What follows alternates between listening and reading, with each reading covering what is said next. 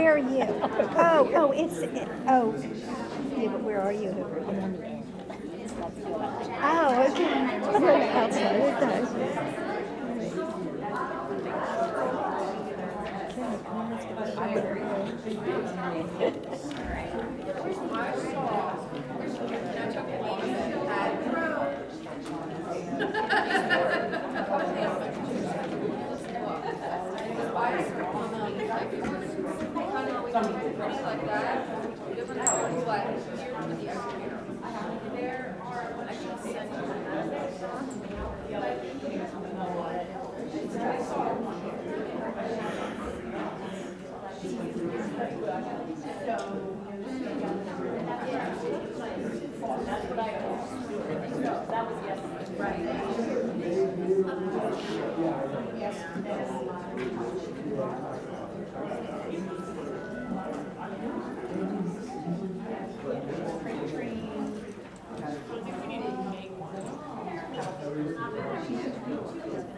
I like the half-hour spacing.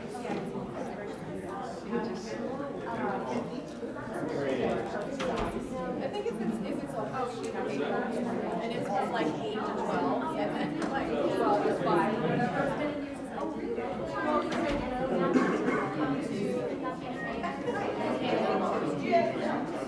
So we came up with these. That was one of them.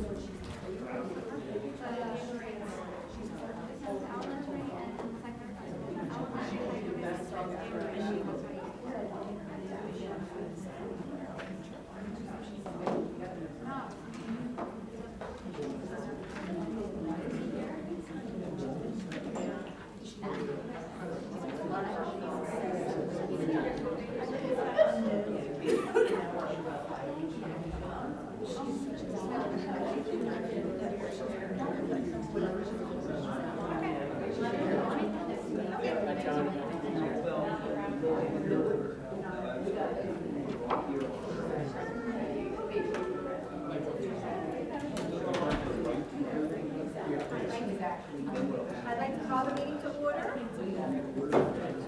Welcome back. Happy New Year, everyone. It's too cold outside. How dare winter show up? Dr. Keel, would you like to get us started, please? I'd be happy to, Mrs. Simonelli. Thank you. The first order of business is that we are requesting approval to purchase 2 Polar Tri-Fit 700 systems, one for Downingtown High School East and the other for Downingtown High School West, at a total cost of $22,078.90. And I know Mr. McCumsey is eager to share what the Tri-Fit systems can do.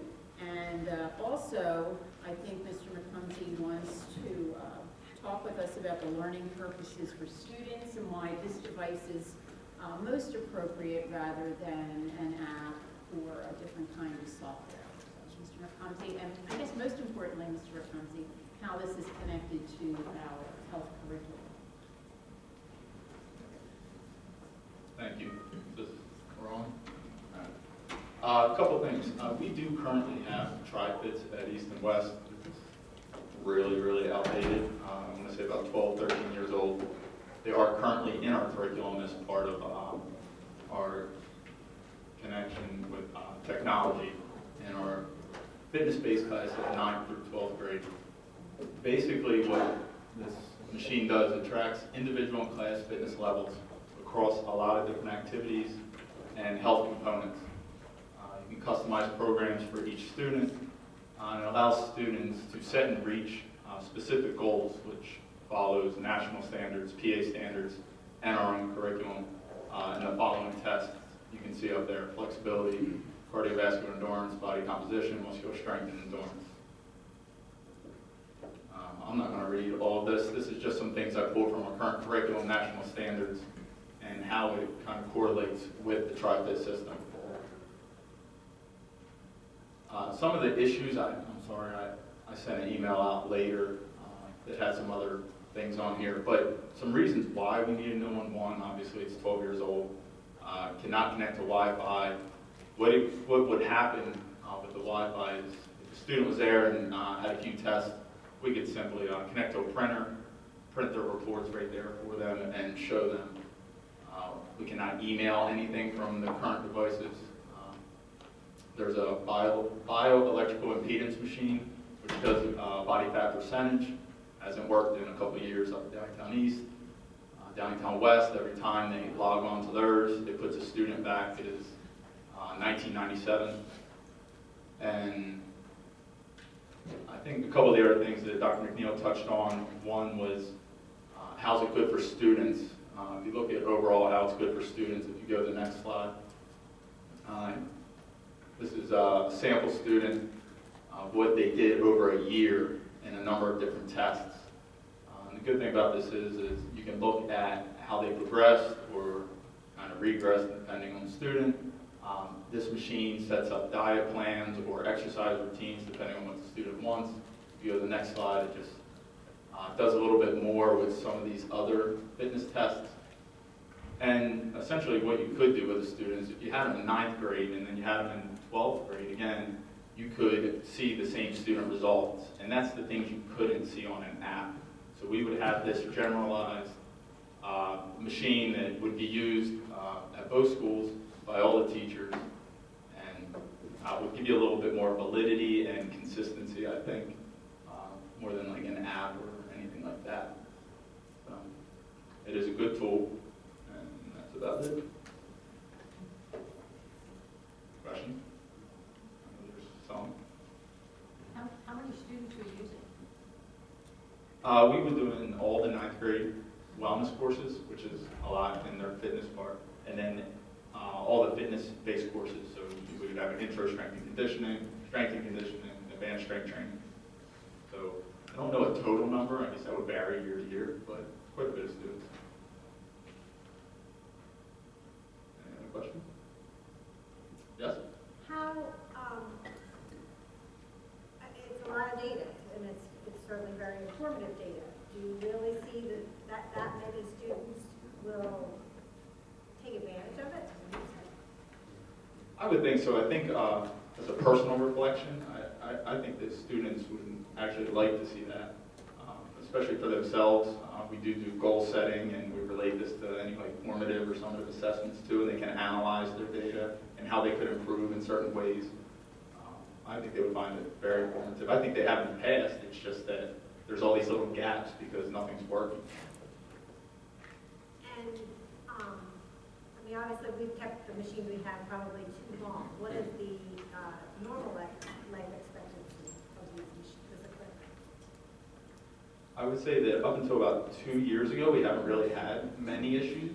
I couldn't say 5 years or 8 years. I'm not quite sure, but I know that for a long time the department took really good care of them, and they lasted at least 10 years or so. But both over 12 years old now.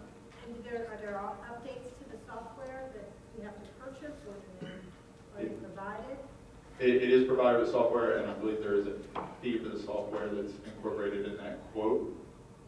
Updates do come through. They're coming through now, but they're just so old that the tech people there can't even support them on those old machines. Not sure of implementation costs down the road, but I believe it will be a software. I did talk to Colleen about this, and she thinks that she could easily support this. So are we saying, Mr. McCumsey, that I'm looking at the quote, maybe if we pull that up, please, Mrs. Billingham. The quote lists reporting software, $620. Are we saying that could be an annual cost? I do not believe that that's an annual cost. I think that's once we get the computer system and the software. Are there any other questions or comments? I have one. I'm trying to Sure. put the question together. I'm sorry I arrived a few minutes late, so maybe you did cover this.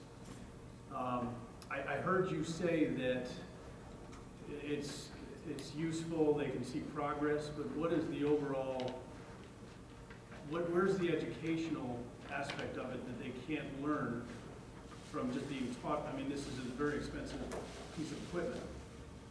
So what could happen is, when looking at our curriculum, all the standards and everything, it talks about how to set goals and look at your own fitness components and how you could adjust them or improve. The learning would take place is how does a student maybe set up a fitness plan for themselves based on their own data rather than just, fictional data, or how could they improve in any aspect of those fitness tests. And that's them learning how to set up diet plans, workout plans, all based on their own personal data. And I mean, we have students all shapes and sizes, so to give them basic scenarios, I don't see it as beneficial as looking at themselves.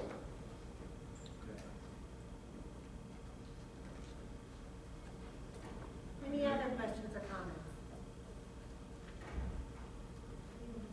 Good to move this forward? David? Okay, we'll move this forward. Thank you. Thank you. Thank you, Mrs. Simonelli. Mrs. Simonelli and Curriculum Council, if I might, with the indulgence of council to move to program information. Mr. McCumsey has another obligation related to his students and needs to leave now. So if we could go to the middle school health course, the new course, the first aid and athletic training. Now, don't you have the document that I put up there, Mrs. Billingham? That's not the one. Yes, thank you. So I know that we have the middle school principals, at least I saw Mr. Ross, I think. Yeah. There you are, okay. And Mr. McCumsey, if you could just speak to what this course is about and why we need this course and why the principals are in agreement that this course would be a benefit to our middle school students. So I'm back up. Here we go. Looking at trying to kind of expand the Encore Bank for the middle school students to have more opportunity to take things that they're interested in. We wanted to offer an elective based course that would be first aid and athletic training. Basically, the students would cover an array of curricular ideas from anatomy and physiology, first aid, CPR, AED training, injuries, and all different care and prevention techniques, causes, signs, symptoms, everything like that, which would fall under the athletic training portion. And then we would also cover drugs, alcohol, and tobacco, because that should be covered every year at the middle school level, so we would incorporate that as well. The rationale behind this is that it would give students something that is real life applicable, so it would be something they could use every day in emergency situations for common injuries or CPR. And what we would have to do essentially is train the teachers, and then they could certify Red Cross the students in CPR, first aid, and how to use an AED machine. So just looking at trying to broaden the health and PE curriculum with a real life type situation. So, Mr. Ross, this would be a choice that students in 7th grade could make as their health elective? I believe it's 8th grade. Yeah. It's intended for 8th grade. They would have had already taken 7th grade health as Okay. a prerequisite for this Thank course. you. Okay. So is this in lieu of PE or in addition to PE? In addition to, right, Mr. Ross? It's in lieu of health, Do they take 8th grade health now? yes. So this wouldn't involve an increase in staff? Theoretically, it should not. No, this would just be an alternative to 8th grade health that they're taking now. Mrs. Cranny? So what topics are covered in 8th grade health now that would be not covered if they take this? Eric? Sure.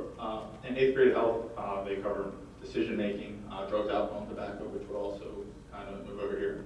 They currently have the life skills curriculum, which is a decision-making model, where they have quite a few lessons in that, which would no longer be in there, but that was a grant that we do not have anymore. And they cover human growth and development, the way the standards read is that as long as they're getting one of those years of our current health curriculum, we would be fine covering that. So this would take place what's currently offered in eighth grade health, or is this in addition to? This is in addition to, so we would still offer an 8th grade health. They still might choose to Yeah, take. this would be an It's elective. another option for 8th graders to fulfill health. Yeah.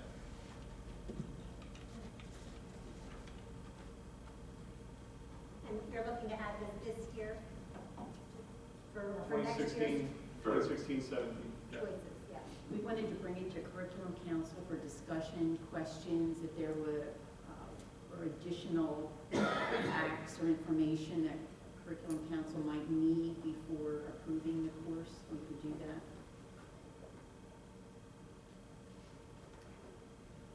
Any other questions? Yes. I am an 8th grader, a 7th grader that's going to be an 8th grader next year who plays sports, and I'm sitting here thinking that he would love this course, and it would teach him maybe to realize if he got hurt, some of the symptoms and signs to look for, and things like that. I'm thinking that this is something he would really enjoy, along with the first aid CPR. I would like him to be able to learn as a parent, so. So if this course were to become popular, could you see the other course? Could you see the other course being phased out if this becomes the primary course? I think this course could be popular. I don't know how from like a scheduling standpoint and everything like that, how it would play out. And I kind of want to piggyback over here. We did survey all the students at the 6th grade center and 7th grade. I apologize, I could not get into my Google Docs, but we did a Google Doc survey, and it was, it was popular. The students showed interest in this course. I don't know if it would phase out the other course. I mean, if it was really popular, could that be a possibility? Sure. I just want to commend Eric and the whole middle level phys ed department. I mean, this was in response to, if you remember last year, we made a move to do mass customization with our encores, and our technology folks went with Project Lead the Way, and now we have options for kids in terms of some pre-engineering courses that they can take. And from the moment we started that, a number of the departments, but Health and Physics in particular, had ideas as to how they could do something similar in order to provide more options for our kids and make it more interesting. So they've done a bulk of the legwork and putting all that. Any other questions or comments? Yes, Mrs. One Green. more. The teachers are gonna need training, because your teachers aren't currently CPR certified or first aid certified? They are certified, but they are not certified To certify. Okay. So they have to get a certification to certify a student in CPR. How involved is that? I think right here I have it at 35 a teacher. 35. $35. $35. That's what I have it at here. So they just have to attend like a class? Yeah, it's like a one-day course. Okay. Yes, Ms. Attorney. I do have a request at the end of the year, an evaluation of the course, how successful it was, positive, negatives, if it did in fact require any staff increase, or any other issues that might come up. I think that once it's run a year, we need to take a look at it, just review it. Assuming next month that the board approves it as a new course, then the end of 17, we would want to evaluate the course. Yes, thank you, Mrs. And Mr. McConkey. Thank you, everybody. All right, back to our regular agenda. We have the request to approve the use of Java SE development software for the STEM IT pathway. Mr. Campbell. Good evening, everyone. From my understanding, this is already at class, and Assistant Erica told me, but we don't know if it was ever approved to the board, so we brought it here. Basically, what it is, we just need a developmental environment that they already coded apps, now they need it to run. We have some professional developers coming in, because as we build our IT pathway, we're into the final stage as we start to develop the senior year. So now they are getting into, they create their apps, now they need to, the Thornton Kirk is a professional developer who comes into the classes as with all of our pathway classes and helps to build what we're doing. So this higher level Java would be, they need to run what we're doing.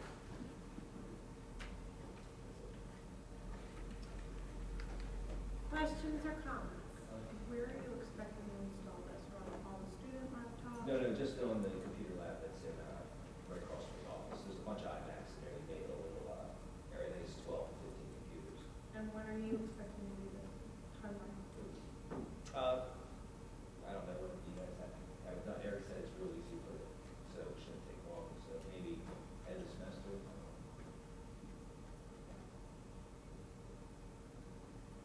Can Eric do this in your building?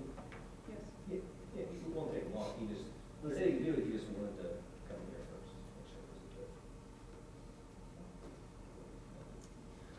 Move this forward? Thank you. Thank you, Mr. Campbell. We have now the request to approve the 2016-17 programs of study for East and West. Very exciting. So, Mrs. Simonelli, we would just like to point out a couple of things. The new and different pages, which are pages 4, I think, both page 4 on East and in West program of study. The board did approve the new courses that are here. You see our new AP capstone programs. Notice the difference in some cases would be the number of blended courses or courses that are no longer running. There was a question that came up about the number of tech ed courses, blended courses no longer being offered at West. It seems that those courses had not been offered in a blended format at East. At West, there was a particular teacher who was no longer with us who had offered all of those courses in a blended format, but apparently they had never run in that format. So that's why you see the note that each of those courses is no longer running. I think in terms of other new things, I did want to point out that this is exciting. FCS is offering a new cyber learning course. Pretty exciting. At both high schools. Cooking from a distance, what's the Child course? development. Child development, okay. Wow. Like a show we should start. You might have to do that. The other, I think, exciting new thing in the program study is a secondary math progression. So if we could pull that up, and I know Mr. Merck will be happy to speak to that. It would be, I cut off the page when I wrote down the copies. I'm not sure what page it is. There it is. Okay. So we changed the order from traditional Algebra 1 geometry to Algebra 2 to Algebra 1 followed by Algebra 2 then geometry. One of the main reasons makes it more consistent from Algebra 1 to Algebra 2, the skills that are involved. And on the SATs, if you look at what the new SAT is coming out with, they are looking at more algebra-based problems rather than geometry. However, on the other side of that is with geometry, they're adding more, with the SATs, they're adding more, a little bit more trigonometry, basic trigonometry. So when we get into rewriting the curriculum for geometry this summer, we're going to look at how can we make that, the geometry course, a little bit more rigorous.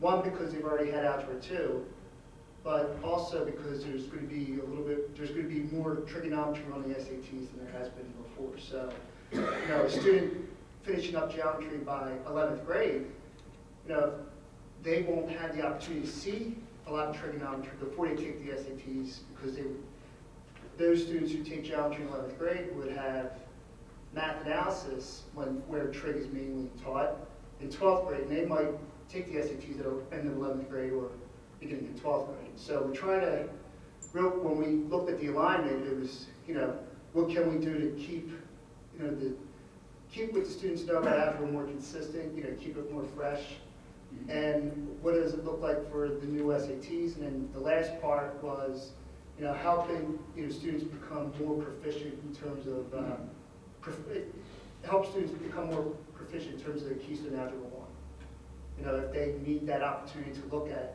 taking the test again after Algebra 1. And the Algebra 1, Algebra 2 progression, Mr. Murr, correct, had always been that at the middle level. Yes, yes. Questions or comments? Good to move these forward? Thank you. And the ever-present field trips are next. Yes, and field trips are very exciting. So we have a few field trips that I'd like to speak to. First is the Downingtown West chapter Pennsylvania Junior Classical League. They're going to be going to a competition at Penn State on Latin and speaking and oratory and all that good stuff. And that will be in May there. They'll miss the day, one day. That competition is for Downingtown West students. Then we have the Model UN, exciting, down in Philadelphia. This year's topic is all about Asia, and of course the Model UN is an exciting program. It's been around for many, many years. Involves a lot of debate and a lot of talking about issues, and students really work at becoming global citizens. It's an excellent program. They'll be missing 2 days of school for the Model UN. Only East Coast at the moment? Let me check. Or didn't STEM go to the model? Yeah, I thought STEM was in the word. Mr. Campbell? Yeah. STEM go to the model anyway? Yeah, we don't go to the Philadelphia one. Oh, We're going to, we went to one in Princeton, New Jersey, and then went up into Columbia University. and Kurt doesn't West go? We were the only ones that ever went to Philadelphia. Oh. They did more research. Well, is there a reason why we go to one over another? The Philadelphia one is very big, whereas the Penn State one and the ones in the other universities are a little smaller. So the big one's nice because you have about, I think that was run by the University of Pennsylvania, about 3,000 kids from all over the world that are there. The rooms become very big, so it's a nice place for kids to go and to see what a model UN looks like. And then as they get more confident, they go to the smaller ones because then they're engaged the entire time. So it's a good experience either way, just different experiences. So it's a good first-time experience? This is the first time East is going, Mr. Rowland? Correct. Yes. Is it an overnight, or will they come home and go back the next day?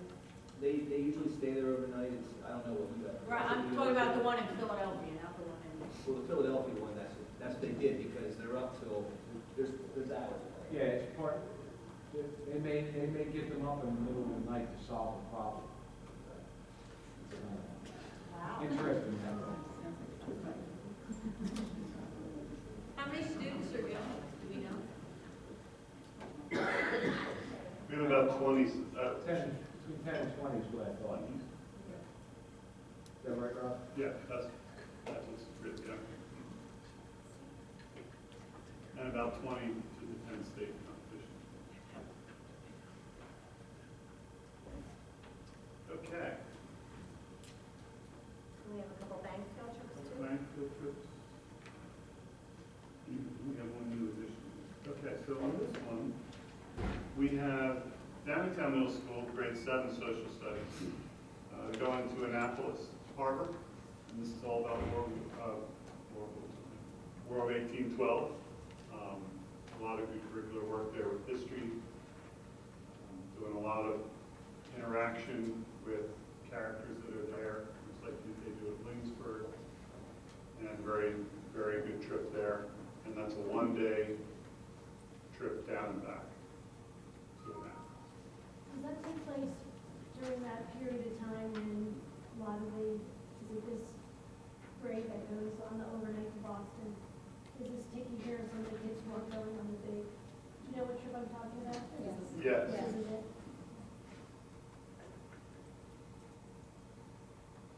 That is the first day of that trip.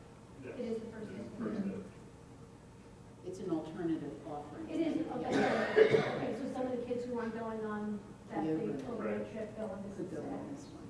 That's it. And I just, middle school, Downtown Middle School's not here, I'm assuming they'll advertise them all at the same time, so students will have a choice. Yeah, they said this should be about 60 I like students it. for this. It's a nice alternative. One day, Down and back, very early. early morning departure. The second one is STEM Social Studies, 9th grade, for the IB history up to the Brooklyn Museum of Art, which is really, this trip is all about the Arab-Israeli crisis and conflict. Again, very, very topical. Approximately 49 or 50 students are signed up for that, who will be going. And again, that's a one-day trip, April 2nd, leaving early morning, returning while after school is out in the evening. There's exhibits. It also aligns with the curricular topics in World War II, civil rights, West Bank exhibits. So again, very topical, very strong curricular class with the IB program. Any questions or comments? I have one more additional one that's not up there. I'm sorry. And this is the bank trip. This is the ski club from all three high schools. Mr. Cruson can speak to this if you need more information, but it's going to be February 19th through the 21st. Approximately 30 of our students from all three schools will be leaving and going up to Mount Snow in Vermont. And So the 19th to the 21st. 21st, right, so they'll be missing. That has to have approval since it's an overnight, Yeah, not a bank. right. Are we missing class days? It's a No. weekend? It's a weekend and it's over the holiday, over the President's Week. So they'll only miss if we have a snow makeup day. That's correct. No. No? None of those are snow makeup days? No. Okay.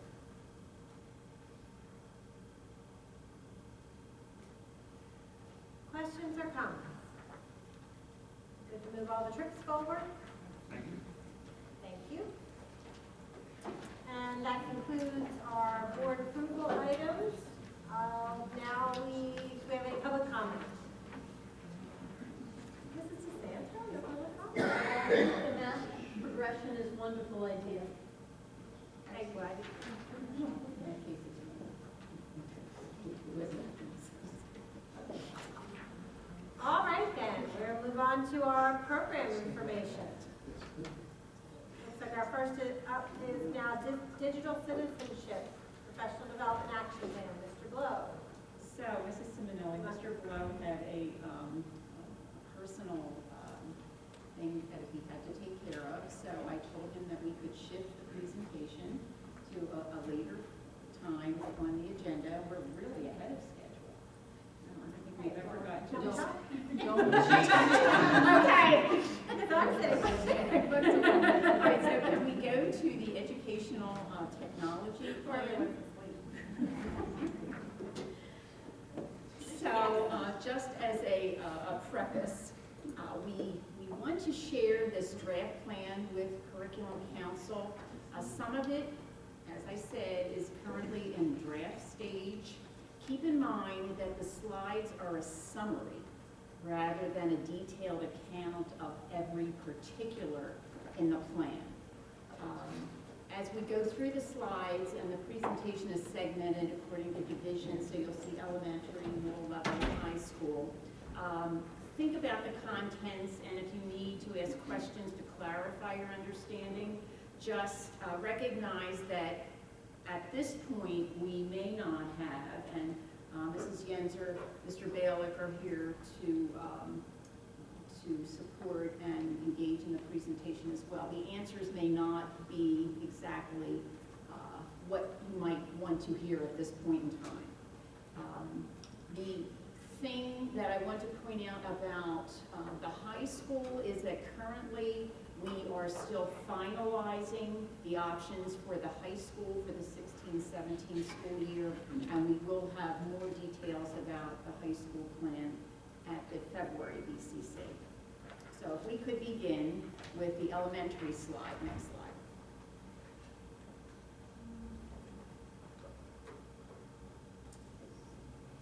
And some of the bottom is getting cut off. I apologize for that. So basically, we've segmented the the plan into areas, general ed, encore, and special education. General education classrooms at the elementary level. Currently, this year, there are classrooms, and Mrs. Cranny, Mr. Bailey, Mrs. Cranny, Mrs. Yenser, Mr. Bailey, feel free to hop in here. There are some schools that still have a shortage in the laptop devices that they had been promised for this year. What had been promised to each grade 3, 4, and 5 classroom is a set of 28 laptops to share between 2 classes. That means 14 laptops for each classroom. Currently, there are some shortages there that need to be filled immediately.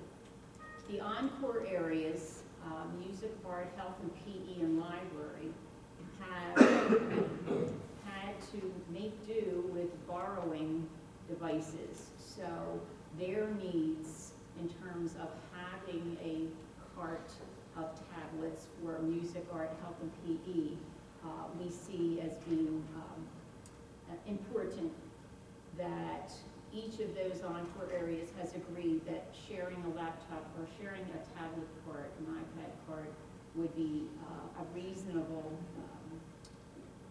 expectation for them in terms of instruction. Library, because of what they're doing with Google Drive, felt that a laptop cart was more appropriate for their instruction. Currently, they're borrowing from the devices that classrooms are using, so having a laptop cart for library. And then the librarians also felt that 5 stationary devices would help support guests or kids coming in between classes to do some research. We have a laptop cart for Rosetta Stone. Some of those devices, I think, need to be updated or fixed or, It's the computer laptop. are you trying to scroll down? Oh, you don't? There's 4 schools with computer labs, 4 schools with computer labs at all. Yeah, that's next year, right? Correct. Yeah. Over the course of the summer. So if we're just taking this year by year, we're looking at 15, 16 as the things that need to happen now because there are teachers and students in classrooms without the devices that they had thought they were going to have for the school year. In special education, we're looking to have 15 tablets per learning support teacher, and then 2 stationary devices for those programs that need a stationary device that won't run on a tablet. Low incidence classes, autistic, life skills, the teachers were very clear in their survey data that the children prefer the touch screen in those classes. So we're looking at the maximum number is 8 in those low incidence classes, so having 8 tablets for those classes. Gifted ed, populations vary, but Dr. Chance and the principals seem to think that 12 was the appropriate number for most schools. And of course, we know that we will provide what the schools need for the enrollment that they have in those classes, gifted education. Going back up to general ed, if we look across the board, 16, 17, and 17, 18, currently the K2 have 10 tablets, 10 iPads. The grades 3, 4, and 5 have 8 iPads. We are looking to increase the number of iPads by the number you see in the first row, so that by 17, 18, we will have iPads in classroom sets. I use the terminology at the elementary level of classroom sets because children will not be taking those devices home. They will stay in the school. They will be used, when we have a class set, that each child will use a particular tablet because the notion is that we can take tablets from carts and distribute them to students in classrooms, and then they can take those tablets to their encore areas when they need them. They can take them to special ed. We can load the apps that they would need for special ed. So as we progress from 16-17 to 17-18, you see that music, art, health, and PE will continue to have their parts in 16-17, but then in 17-18, the tablets from those carts move to classrooms. I just want the board to think about if there's a software that needs to be loaded and costs money, is it financially responsible to load it onto every student's iPad, or is it better to have a card? Something to think about. Better to have a cart? Well, the card to share, so instead of loading it onto 500 devices, you're loading it onto just 30. If there's an app that costs money. So it's something to consider. In our recent communication, many of the software packages that you mentioned, we actually now have a district site license for. Okay. Okay, so we can definitely explore that, but I think it's more, I think we'll probably be okay. Okay, I just wanted to check, because I do know some cost money. Important, yeah. That's an important consideration when you consider all the iPads that are.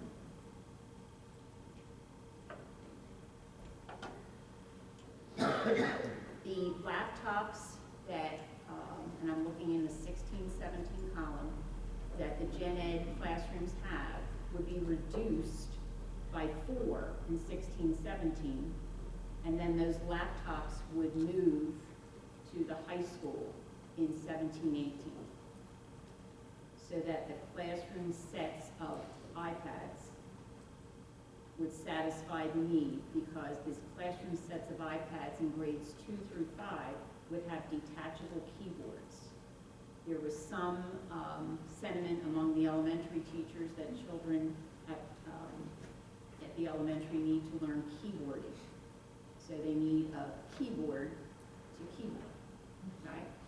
The Bluetooth keyboard that needs to be charged seemed to be an alternative that was less desirable for the elementary student. So we have been, Mr. Blow had some teachers trying the detachable keyboard, which they say works just as well as a laptop. So there will be no need for laptops. So in 17-18, except for a loaner laptop cart, which you see would be housed in the library. So the library would have a laptop cart for instruction, and then there would be a loaner laptop cart for teacher use. And we're looking for some feedback here. From what we heard from teachers was this loaner laptop cart could be if I needed to give whole class instruction on a single device where only a laptop could access. For example, little did we know, until I think it was Mr. Ross who informed us, that Google Earth can't be explored on an iPad. So we may need, and we're looking to have these loaner laptop carts at each level, that we need some kind of a fail-safe. We need a laptop cart that teachers could borrow for situations like the example of Google Earth, where you can't access it on an iPad. If it's the touchscreen capability that is most attractive about a tablet, why wouldn't we consider touchscreen computers? Cost. They're more expensive than the tablet? About $200.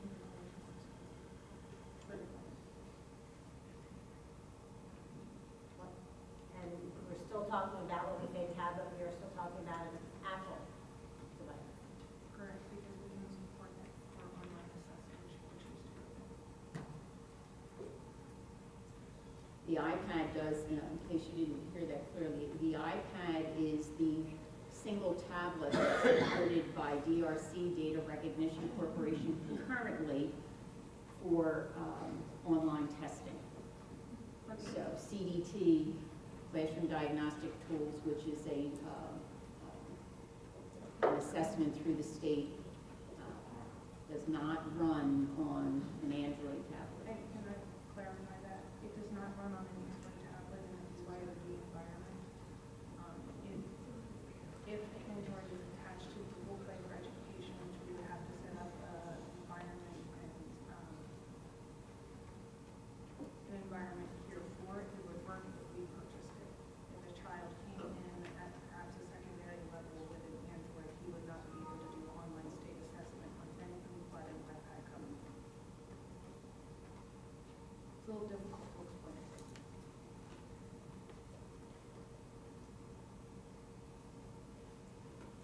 to the point of on the Encore area row, remove end computing from labs. So currently there are 4 schools that have end computing devices in their labs. So principals have to think about the use of that space because those end computing devices are coming out this summer. So the notion is to replace them with laptop carts, and then principals can determine, how Rosetta Stone will be delivered. Does it stay in the computer lab, or do you need the computer lab for another space in the school? And the laptop carts circulate as they do in the other 6 schools.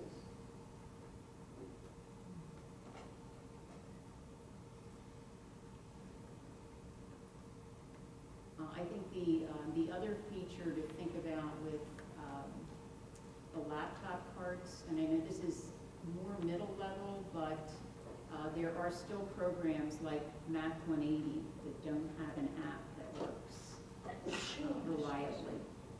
And so we still need some laptop carts. Okay, middle level.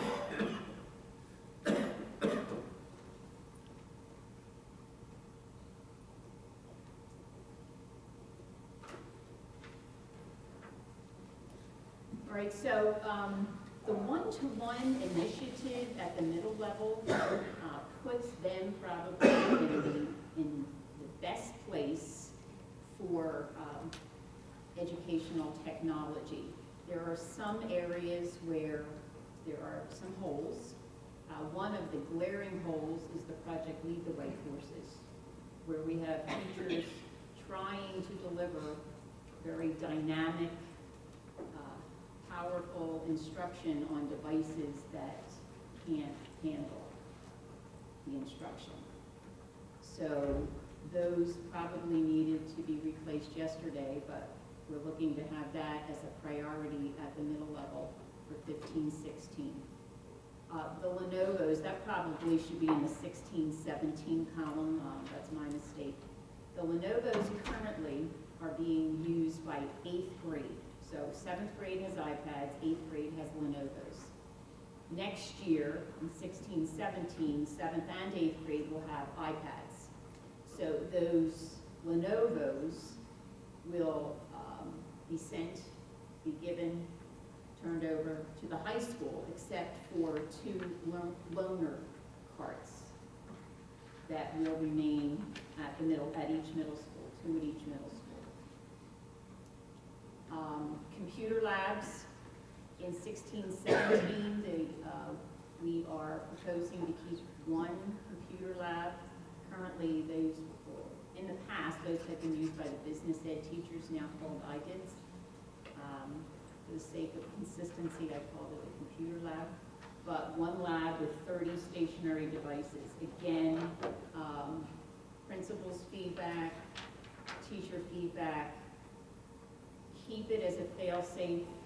Sometimes we need a place to go where a whole class can go for instruction.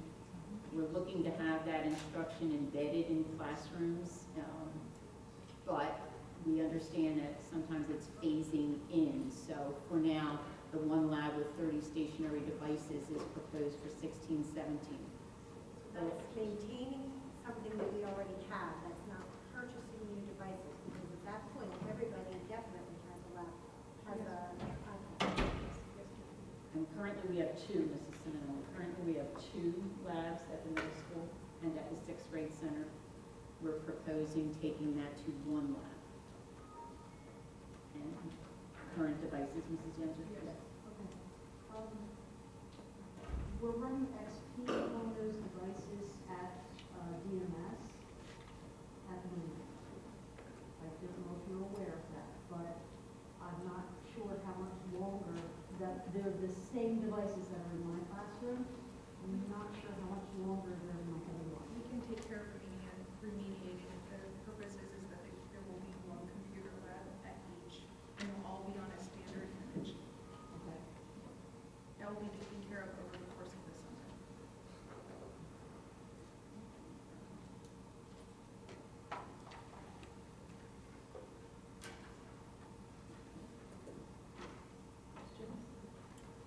high school. So, as I mentioned, we know that STEM is on a one-to-one. We know that we want East and West to come into a one-to-one environment. But for right now, that plan is in its earliest stages. So we'll have more information on that in February, as I stated earlier. But for next year, the high schools need devices to run programs that they're running. So laptop carts, we all know, we've heard, I think we've heard multiple times about the CFF carts and the CFF laptops and how old they are and they need to be replaced. So technology is working on getting those CFF laptop carts replaced. Now, the expectation is replacing those with existing laptop and Yes. We're doing our best to make sure that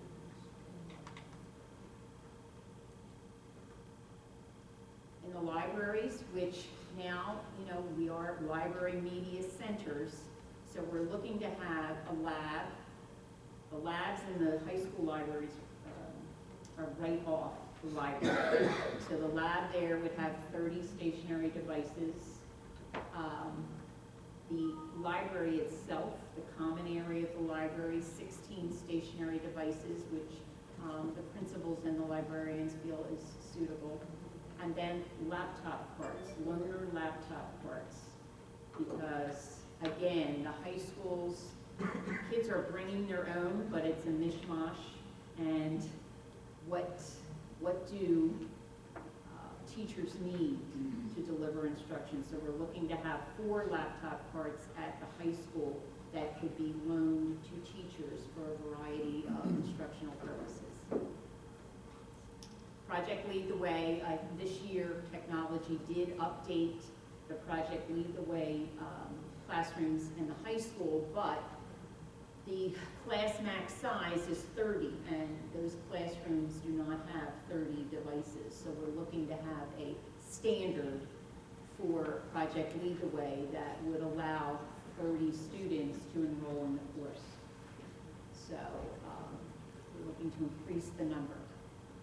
Science was the big user of the CFF laptops.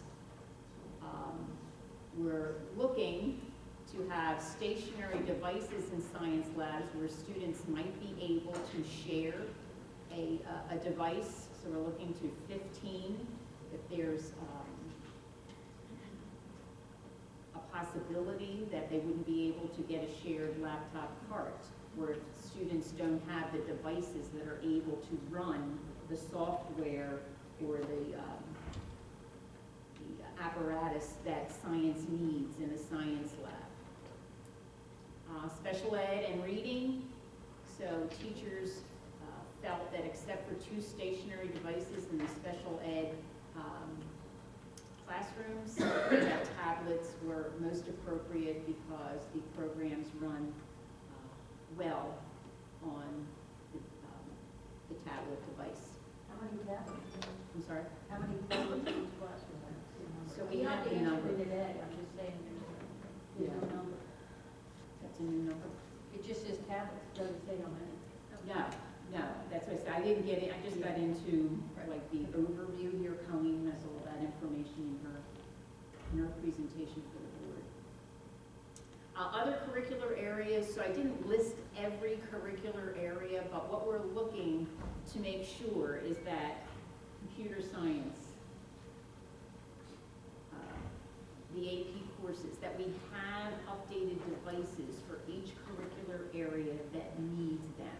And we are going through in the specific plan each curricular area and what the specs are for that particular course, what is needed, and the device that's most appropriate for that course. Until we get to the one-to-one where students will have a device and teachers can work with the device that students are bringing to class. I have a question. Are all these laptop cards the Lenovo's?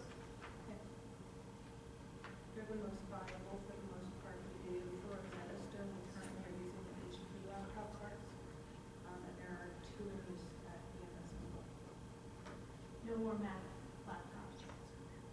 The only place that the OS has been basically defined that it should be in Mac is in music. As we're working with music and still finding out their definition, that's the one platform that we know is in Mac.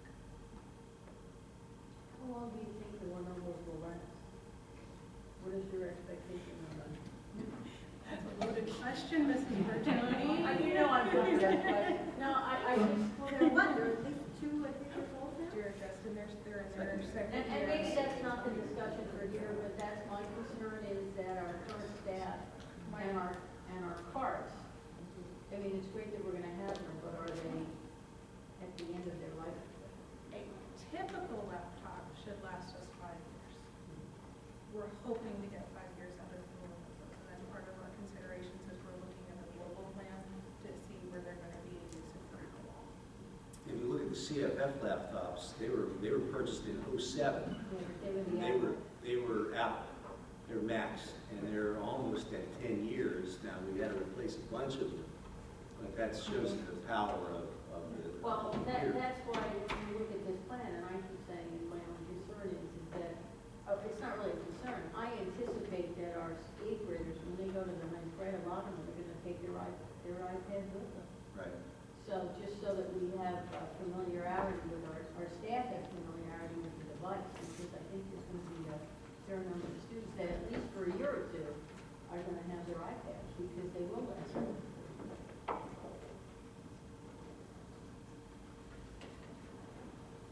Are there any other questions, comments, things that you think we need to? I have a couple questions.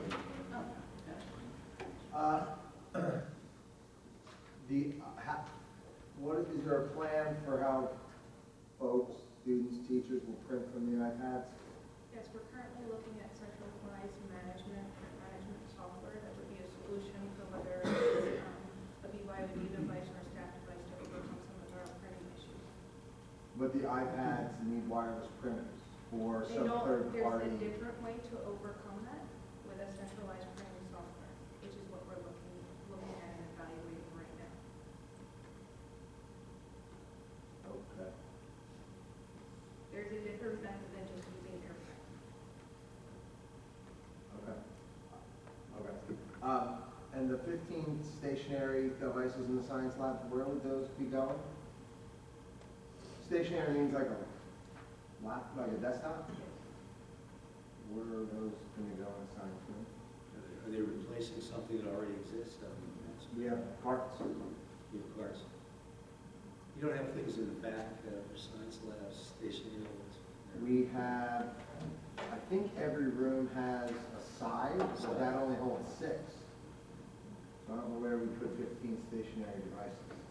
And the stationary devices would have towers, right, Colleen? They'd be They have a desktop unit. desktop towers. We've been requested from 15 and 15 are needed in ranges. Well, I think, if you're talking about using Vernier and Pasco software, you need something more than a tablet. And I don't know if desktops are the solution. Maybe 15 laptops might be a better solution. Because they can be placed in and around the lab stations where you're using them and not all. The reason we're using the desktops is because we have them, we wouldn't have to go out and purchase them. Is that, that's kind of the tour. They're eventually going to need to be replaced. They have to be, they don't have them now. The part of the question with the Pasco and the Capstone is also as we get into having the discussions of one-to-one, the probes can connect to a laptop and not be able to connect to a tablet as Craig has Not a tablet. Correct. But some sort of, which is what we talked about. But a laptop might make more sense because you're not gonna have to rewire all the rooms.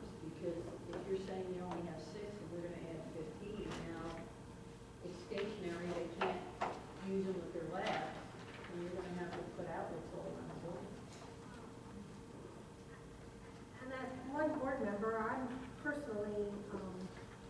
opposed to, you know, say, I wouldn't say that just because a student has a one-to-one device, that they have to be able to use it in every classroom. And to me, I look at science, especially at the high school level, as something that may require specialized software or specialized computer devices. So, you know, to say that we would have to buy classroom devices for a science classroom, to me, I look at that as, you know, the same as like engineering or art or whatever. They need specialized equipment, otherwise it's not the same educational experience. Yeah, no, I don't disagree, I'm just saying a laptop might be better than a stationary desktop. So that means teachers would need to share a cart. Well, no, you put 15 laptops. In each classroom, 15 laptops in each. But that costs a cart for each time. It's what, That it would cost a cart. We don't have carts currently in stock, but it's going to be approximately $2,800 per cart. Do you need a card? Well, we have carts now, so unless they're being taken between now and then, we all have I them. mean, and that's some of where with the movement from the middle schools to the high schools and working with the high schools where there's not cart need to go, they may compensate for this. Right. We choose to go laptops. We're eliminating carts in a lot of carts, so we should have the cart. We talked about, you know, if the device isn't to be portable, in other words, if we're not moving it from place to place, the stationary device is more suitable. Like Project Lead the Way is getting, It also has a little bit different specs. right, but they're getting stationary devices, not But laptops. science, I wouldn't necessarily put the science labs in that category because they're working behaviors. Right, those six that you have in the back of your classroom, if you will, do you use them because you said you have a cart and those six? We don't have the 6 anymore. In 03, 04, when the high school opened, we had, for carts, we had 6 desktop computers. Those left. When we got the CFF computers, those disappeared. So we don't have any desktops. We have every science room, I think at least 2, that has a CFF.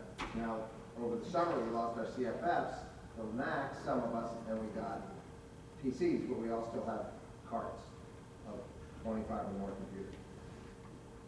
George, what do we have laptops that staff as well in the science labs? The students use their, the students use their own assigned laptops that they receive, and we have the digital interfaces at STEM that will interact with the laptops. So we load the software onto the student's device?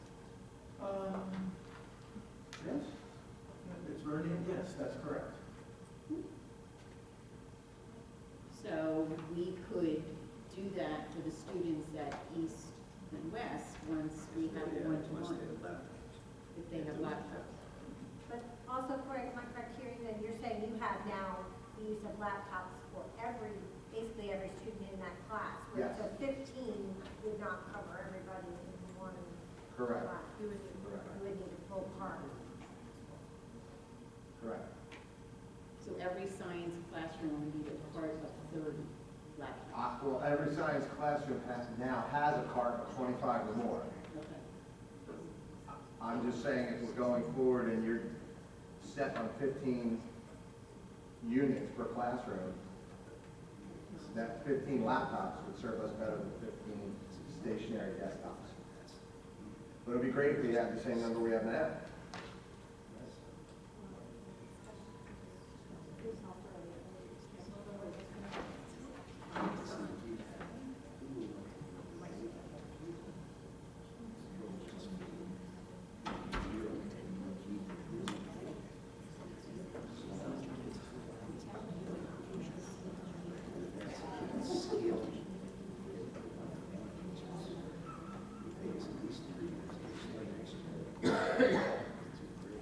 Any other questions or comments or concerns? Yes. Just from the elementary side, I'm excited at the hope of getting a classroom set of devices because the more we are charged with using technology in our programs, have the technology, we aren't able to do things whole class or having our students, use some of the technology technology. For example, the Wonders assessments are able to be done online. If I don't have a whole class set, some of those tests can take an hour to 2 hours, so doing it in a center isn't an option, and things like that. Our schedules are the same, so my schedule is the same as my grade partner's schedule. We don't have the flexibility to say, oh, well, you do it here at this time, and then I'll do it at this time, because we all do math at the same time, we all do English language arts at the same time. Wonders has a writing workspace tool where I could be up in the front on the smart board, teaching them the writing lesson while they are, editing and typing in their own writing document. But I would need a device for every child. I don't have the freedom to teach writing 3 times a day. I rotate. So I'm hoping that the board, will consider those things in the plan, because the math, study island, all the things that we use. I have 25 kids right now, possibly 26, I was just told. So even doing my guided reading groups, I have 8 iPads. I have more than 8 kids in a reading group. So just the numbers, I don't even have the class set now with the dual laptops and iPads. So, it would be really exciting for us if we would have a classroom set for our kids to be able to use all of the things that we could offer to our kids educationally. Thanks. Colleen, I didn't see any slide about the music in middle and high. Yes. Separate? That, not so much separate, as that's one of my remaining areas that we're still working with curriculum. I believe we're just going to be setting up a meeting. Okay. I have more of a line of questioning here, try to be brief. So, you're coming back with this next month? With the 27th, right? Oh, is that that's I think that's special? the meeting? Okay, with the presentation. Okay. Now, when we look at these numbers, for instance, right, in the 30 stationary devices, that's your optimal that you're looking at right now. That's where you'd like to be, but we have some of those devices already. Yes, so with the presentation you'll see on the 27th is the cost factor. So these are all the design models. We're going to fill it with existing inventory and then put all of the inventory on a equipment replacement plan, if you will, a cycle or a replacement schedule. So we'll have And then a backfill projection. to build off the model. And so we'll have like a projection. Yes, Our initial cost over the next, say, 2-3 years. correct. Will be more cost probably, and then 5 years, and then it'll be a maintenance cost at that point. Correct. And then in addition, what will be done to maintain the machines? One of the things that has been something I've always heard or seen as I work with users, teachers throughout the district, is that the machines are stagnant, that if they get updated, sometimes the users don't like them to get updated because there's software on them that is more antiquated. So that's one of the things that we're working with curriculum is that software in use. In addition, they need to be maintained so they can run more current programs that they're trying to use. So everything will now be maintained, everything will now be imaged, everything will be standardized to ensure that education and instructional purpose will be consistent and reliable. In addition, the equipment or devices will be replaced on a schedule so that they're replaced and sold for revenue before they become problematic. Okay. If that's the case, I'm glad to hear where you get the costs and understand all of that. But from what I'm hearing here, there's a lot of discussion over the optimal design of this program, like whether it's a laptop or a desktop or a tablet, and hear me out here. Are we getting ahead of ourselves by going to the next step with the cost breakdown and everything before we get the optimal computer system? Because we know it's important, but if we do make this purchase, we want to make sure we make the right purchase and not 4 or 5 years later down the road say this isn't working out because we didn't. It just sounds to me like we may be getting ahead of ourselves. We still have a lot of discussion on what's the right So I'm gonna back up for just a second. The way we've approached is a great question. So our approach to the presentation or the overarching plan has been very cooperative. What curriculum and technology has done is we really surveyed our users, whether they've been staff, whether they've been students, et cetera, to gain back all of the information. And we started at the elementary level and we've been migrating up to the high school level to develop those models, and then going and looking at those models and developing the numbers that support them. Our really our focus right now is on high school. And we're finishing it up. Our biggest area right now, as Janine mentioned, is really looking at music and then looking at the one-to-one options and figuring that out, making sure how it relates to the stationary devices and then clustering it out. So we're in the midst of that. We're just not ready to show that to everyone yet. Okay.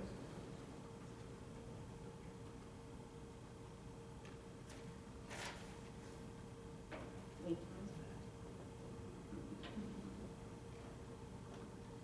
All right, thank you.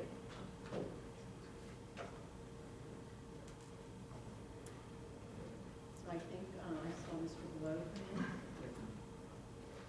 in. He is. The Digital Citizenship Professional Development Action Plan, an important piece of our educational technology plan is a curriculum blueprint and design for professional development that will educate teachers, parents, and students on using technology in a digital age. We need to be proactive, not reactive, and intentional about providing students with the information they need to make wise choices when using technology. We need to be the same about giving teachers the PD that will help them select the best technology tools for their specific instructional purposes. We also need to be proactive and intentional in educating parents on technology topics of most interest to them. You'll see that the plan is in draft form that Mr. Blow is going to present, as we're still looking for input from teacher leaders, from administrators, from students, from parents, and from our board. So as John goes through the presentation, if you could just digest all that's being shown and think about it as a frame for where we know we need to be headed with a proactive, intentional, professional development plan for all stakeholders. Thank you. So what we're going to look at first is basically what our plan is for the curriculum as far as library media specialists, and then how we're going to roll that out at each level. So the first slide we're going to look at is the elementary students. A lot of times we think, well, elementary students, they're not really exposed to a whole lot, they're younger. What we're finding is that many students are exposed to self-destructing apps by the time they're in 3rd grade. Apps like Snapchat and some of those familiar apps. So we need to make sure that we have age-appropriate curriculum for them so that we can teach them what's best for them, how to be safe. And so we are looking at utilizing a resource called Common Sense Media. This is a great resource, and I encourage all of you to check it out as parents, as teachers. It is a great resource that has a lot of information on digital citizenship, apps that are great, programs, movie reviews, all sorts of stuff for parents and for teachers. This site has broken down digital citizenship by age-appropriate topics. For example, they have dealing with self-image, which we know is a huge topic. They actually start introducing that at 3rd grade. Very basic, just easy stuff for 3rd graders to digest, but it gets them to start thinking about their self-image and how important that is in dealing with a digital footprint. So what we're looking at is adding some of those lessons that are found on that resource. They have the resource already created. They have PowerPoints, they have video, they have really great stuff already created. And we're looking at adding that to our library curriculum. So what we're going to do is during this year, kind of work through that, look through the different lessons, see how we can kind of merge them together with what we already have in our curriculum, and then start teaching those this spring. So start looking at what we can add at the elementary level, and then also reevaluate those lessons. So come back together at the end and say, was this age appropriate? Was it good? What other resources could we add? And then over the summer, actually creating a full bank that we would work through for the entire year for the elementary. Yes, ma'am? Is there plans to also share this curriculum with all the elementary teachers so they're reinforcing what the librarians are teaching us? Absolutely, for sure. Yeah, what we're going to do, and you'll see later on the slide when we get into teachers, we're going to look at how we can actually incorporate this into regular ed classrooms. We've already had that discussion with the IDITs actually this last December. How do we, as we're teaching a tool, could we actually incorporate a digital citizenship lesson as we teach that tool? And absolutely. So yeah, we're going to look at how to kind of infuse that right into the regular ed curriculum as well. Yeah. Any other questions on the elementary students? This is dealing with students. Okay, great, let's look at the middle school level. So we're looking at the IDIT curriculum unit, so we're looking at literacy, citizenship, communication, collaboration. So how do we add some of our digital citizenship with some of that stuff that hasn't been covered in the past? So dealing more with our digital footprint, being safe online. Using, again, this spring to evaluate lessons. We actually have already started that with our IDITs, looking at some of those lessons and how do we incorporate those into lessons. And then, again, reevaluating that at the end of this year. And then having a full-blown curriculum next year. And the IDITs have been great. They've already talked about how many of them are already using opportunity that they have in the classroom to share. Hey guys, be safe when you're posting this stuff. Remember, anything that's out there is out there for good. All of that. So they're excited to actually have a structured curriculum and something where they can really follow and evaluate at the end as well. Yes? So this says that the digital citizenship is moving from the IDITs to the library. Do they have a regular library time that this is going to apply to this? No, that's That's mine. yeah, that's a typo. That should be IDIT. Yeah, I did. Yeah. Any other questions on the middle level? Okay, high school. Okay, so there's no high school curriculum currently, but we're looking at how we can, again, incorporate some of these digital citizenship lessons into topics and content that is already being taught. The teachers are doing this already, but we just want to provide them with some more structure and resources there. We know that our teachers are talking about this daily. We, again, just want to have something a little more official for them. So again, February and March, the high school librarians are actually going to examine the SAS curriculum. There's a lot of information there on the new SAS, and they're going to look at that and try to look at those lessons and evaluate them and examine them. And then also look at Common Sense Media. Common Sense Media isn't just for elementary, it is K-12, and there are a lot of great resources on there. And again, it breaks it down by age group and by topic, and a lot of resources for our students. And then again, in May, we're going to determine what's the best plan for next year, since we don't have that full high school curriculum for our librarians. What's the best way that we provide our students with information? And then we're also looking at professional development on digital citizenship instruction during the beginning of the school year next year. Any questions on the high school plan? Again, this is one that's still in a draft form. So the only issue with high school, and Paul, I heard here, would be where do you find time to scale this? Like, how do you get to 1,500 kids, or are you only getting to a grade? That's what you're trying to look at, right, John? Yeah, exactly. So is it during that 9th grade seminar or something like that where we're teaching these lessons? Yeah, that's the tough thing. We have to pick a content area. Somewhere, one or two periods, and you do this, right? Health and wellness. That would be one of the logical choices that I would think. Right. Great idea. Could it even be an online thing that the kids could take, that like a little online course? If they could get checked off, everyone must take. Mandated. That's interesting. Get Christy involved with that. Yeah, absolutely. We create something in Schoology and track it that way. Yeah, absolutely. It's a great idea.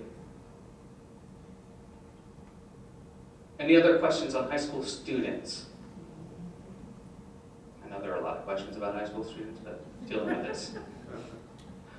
Okay, next we're going to look at dealing with our parents. So what we've looked at with articles and reading different things and magazines and in the paper, a lot of times parents aren't aware of everything that's happening, everything that's out there. And so we want to, as a district, provide our parents with information and teach them ways that they can stay informed. So there are a couple things that we're looking at doing. During this month, I hope to meet with the HSA to start looking at different topics that we want to look at as a parent group. So whether it's things like, again, self-image or sexting or stuff that is just uncomfortable to talk about, we're going to get together a list of those topics. So then we're going to look at gathering a parent group, a focus group, and really look through those sessions, evaluate them. Again, Common Sense Media actually has all of these topics laid out for parents with videos to watch, discussions, some really great information for parents. We have started creating a blog for our parents, our K-12 parents. The blog is not live right now, but very similar to Christy's Tech Chat, where we're just posting information about digital citizenship specifically for parents. And one thing we're looking at too is some way kind of separating it by levels. So here's something high school parents might be dealing with, or elementary parents might be dealing with this, where parents could pick and choose and read through those articles and also have the opportunity to comment and ask questions. So just a great resource for our parents. We're also looking at running an Ed Camp. If you're not familiar with an Ed Camp, it's basically an open conference where topics really aren't defined prior to the conference, but something where parents can come together and talk about, hey, I'm struggling with this with my child. Anyone else struggling? What are some ideas? What are some resources out there to help our kids? So we're looking at doing that this upcoming spring.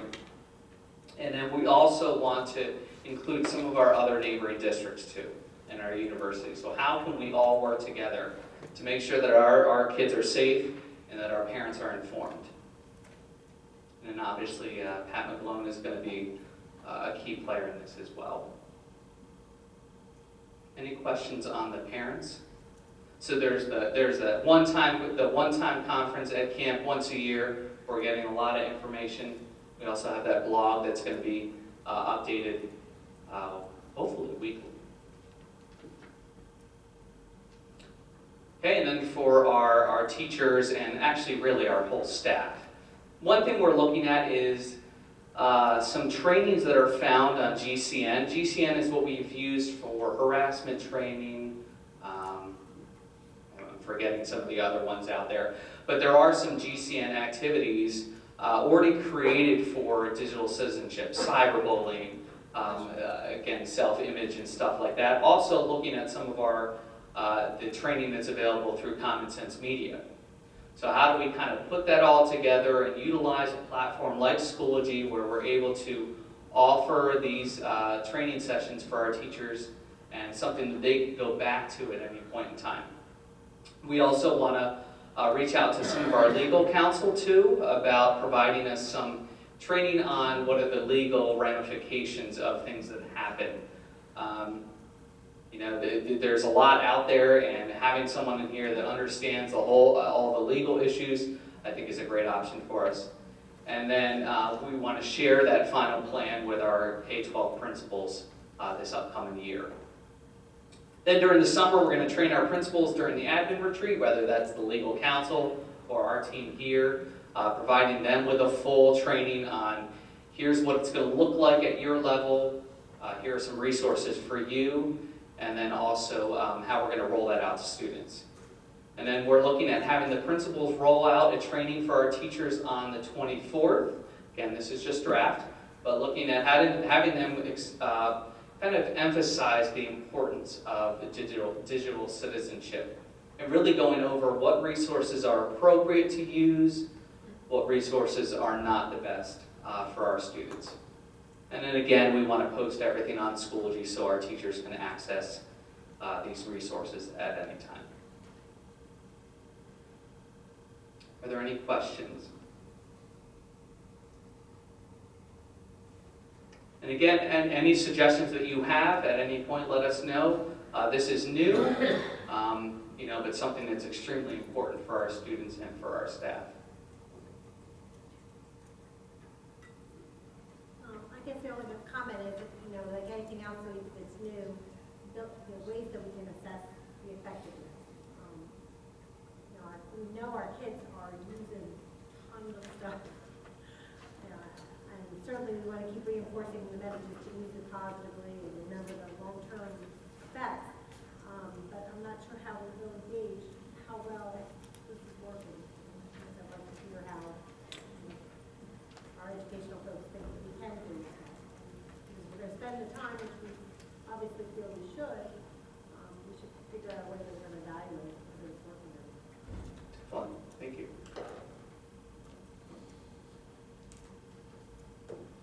Thank you. Thank you, Mr. Glow. Reading Wonders English Language Development Program.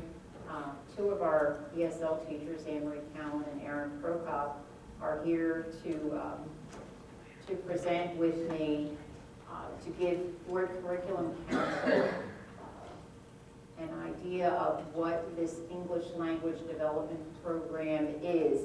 As we know, or may not know, ESL is core instruction, and so we do have a requirement as a school district to provide literacy instruction, reading, writing, speaking, and listening to our English language learners. Back when the Literacy Task Force in 13-14 came together to evaluate our curriculum and to look at a core resource, the ESL teacher, at the time, the curriculum leader, Mrs. Feist, was part of that group. The elementary group recommended and subsequently the board approved the McGraw-Hill resource, Reading Wonders.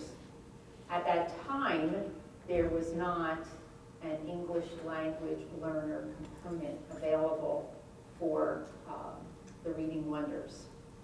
We learned from representative that program was available in the fall of 2015. So a group of principals, literacy specialists, ESL teachers came together in November, heard from the reps. We had some questions.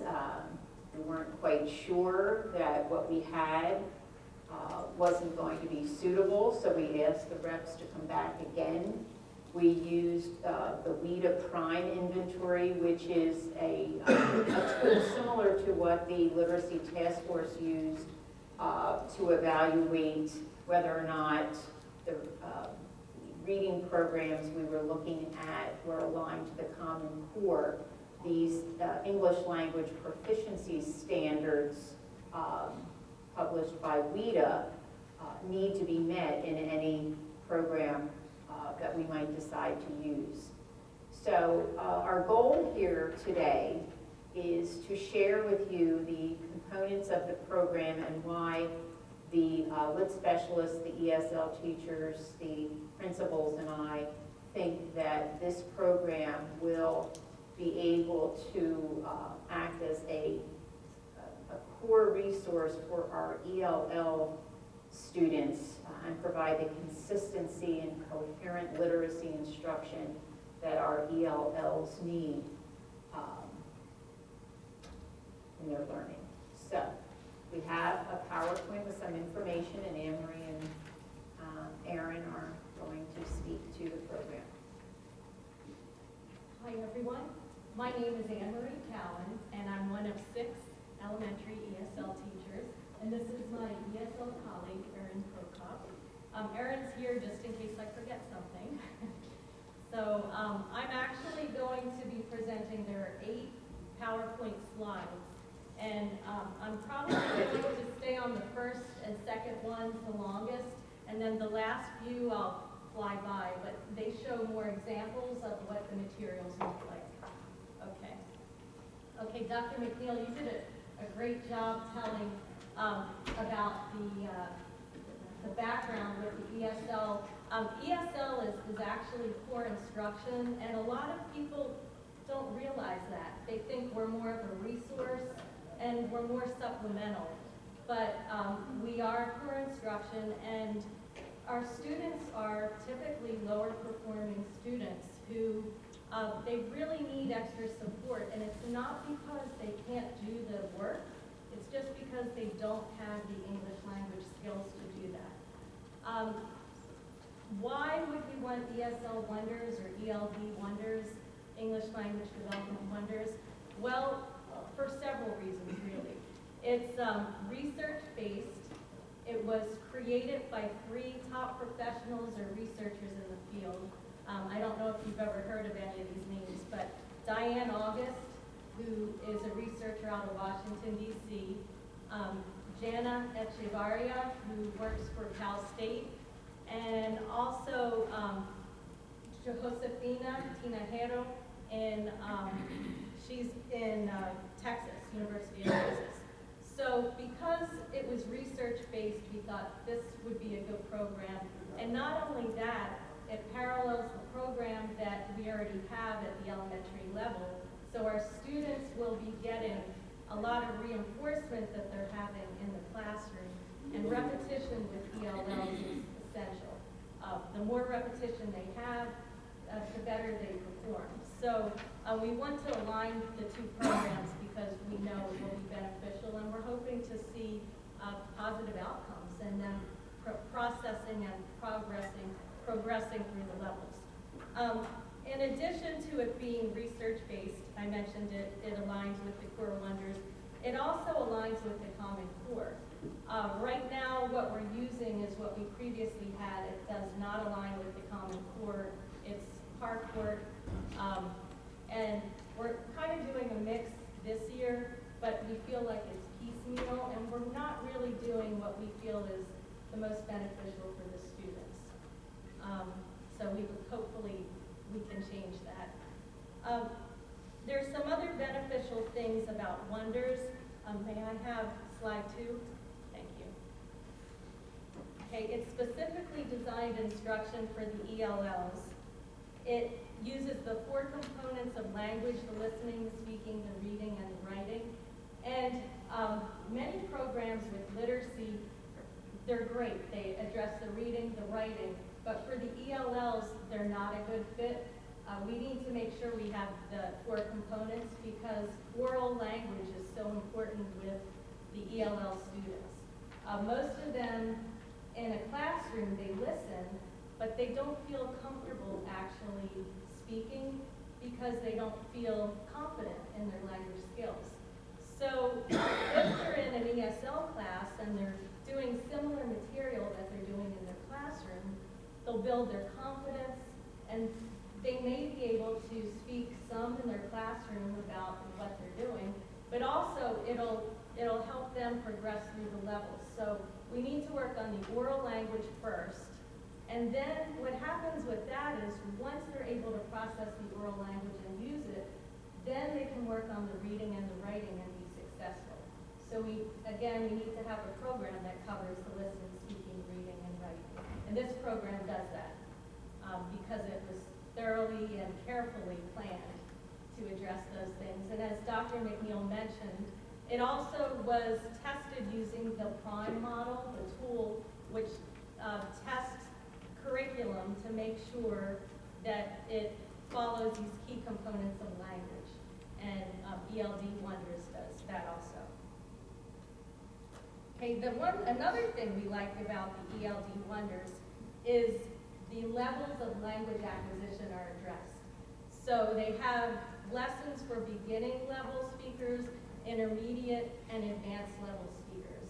And often we do have mixed groups of kids. We don't always have just beginners and intermediate. So we can tailor the lessons and differentiate for each student in our group. And in addition to that, what is presented is appropriate and it's comprehensible because it's presented for every single level of student. The lessons also are presented in 30-minute blocks, 45-minute blocks, or 60-minute blocks. Typically at the elementary level, we have ESL classes for 30 minutes. Unfortunately, that's all we can give the students because of the number of students we have. but the thing with this textbook series is it has lessons for 30 minutes, and the lessons give the core of the program, the backbone of the program, so the students won't be missing out on anything by having a 30-minute lesson. And again, it'll align with the wonders of the classroom. Okay, slide 3, please. Thank you. Here's an example of what the books look like. The K-1, these are actually just workbooks. This is a K-1 workbook, and then this is an example of the 2 to 5 workbook.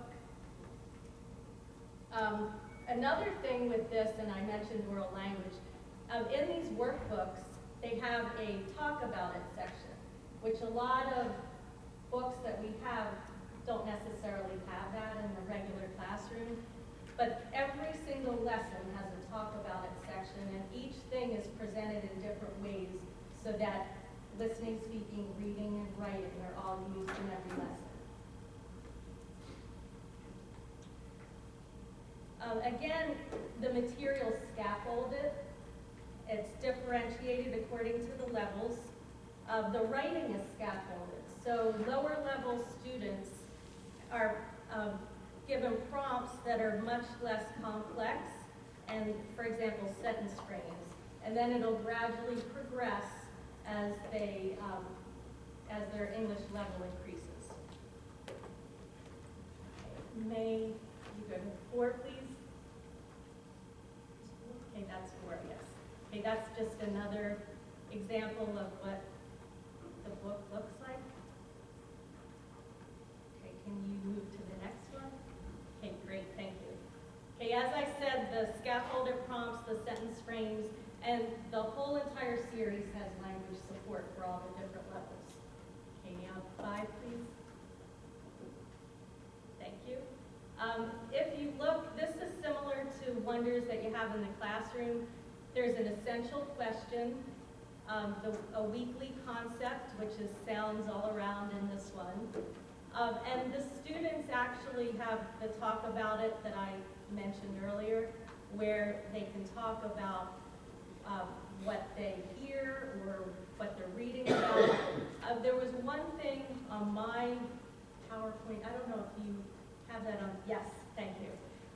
And I really liked it. At the bottom it says sounds all around, and it talks about they may use in the scene, I can't really see, but different words for sounds, birds chirping, wind rustling leaves, and other things that, like animal sounds, and things that the ELL students don't learn typically when they're out and about with friends or whatever. I know I have a master's in Spanish, and I don't even know the sounds for animals for all animals in Spanish. So it just shows things that students need to know, but they won't always know. Let's see what else. Another thing I liked, and that the department liked, was that when they presented the reading sections and the passages, at the bottom it would say maybe what students would have difficulty reading aloud with the fluency. It would say maybe Chinese speakers have a problem with such and such a sound, and Spanish speakers may find this sound difficult. And it would address the various languages that we often encounter when we're teaching ELLs. Slide 6, thank you. Okay, vocabulary is very big in ELD Wonders, and they also have visuals, different supports, a lot of repetition. Students are able to use the vocabulary in different situations, so it's presented very well. Okay. And let's see, slide 8, and this is the last one. Again, another example of the vocabulary. Is there one more slide after that? Okay. One more after that one? No. Okay, there was something that when I had looked at the PowerPoint, it was on grammar. And grammar is another very important piece. Yes, thank you. The ELD version of Wonders has the grammar section where the students actually get to see the grammar being used in the text, and then there's a lesson that explains it. So you can't really get better at a language, I mean, in terms of reading and writing, if you don't really know the grammar. You might be able to speak and be understood, but this is an essential part to progress in a language as well. Mrs. Cowan, can you describe for us why, I heard you say that the English Language Development Program is aligned to core and to the WEDA English Language Proficiency Standards. What about the moving into English that you're currently using? You said it wasn't aligned to Common Core. Yes. So does it have the English language development? So what is it about this resource? I like to use the word resource, not curriculum, right? This resource that we really feel we need for our English language learners, that what we're using currently is not fitting the bill? Okay, what we have currently is not promoting really higher level thinking. It's not really working with the text-dependent analysis. Everything that we've been stressing, the old series does not have. So we feel like we are just touching the surface with what we have, and we also are not following Common Core, which we know is an important part of students and their success to be college and career ready. And do we feel that the speaking, listening component is more vibrant in this program, or are they pretty much The speaking and listening component is definitely more vibrant in this program. In the program we have with Harcourt, we just kind of, it doesn't actually lay it out and say, talk about this or do this activity to get students to discuss this. We just automatically do it. How about the flow, the consistency between the gen ed classroom instruction and the 30 minutes, which you said you should be giving more, but that's what we can do. So, and the 30 minutes of instruction that you would like to be giving through this resource. Will there be more coherence, more compatibility with what children are doing in their ELA classrooms? Yes, there will be. Some of the stories overlap, so it would be a lot of vocabulary repetition, but the lessons would be on an English language level that the students would do. So it would make it more beneficial for them because they would understand what's going on, whereas in the regular classroom they might not get the details, but in the English language, or the ESL class, they'll be getting the main gist of the story and some of the details too. And they may miss out on some of the main detail, or the main idea in the story when they're in the regular classroom too. Mrs. Crane.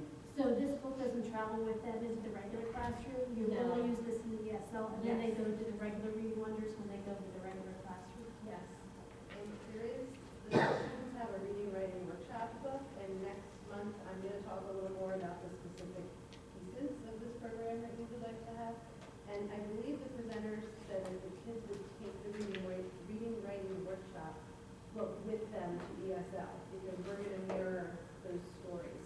But there's pieces of this that will stay in the ESL classroom, the workbooks that you saw the pictures of, but some of them will travel.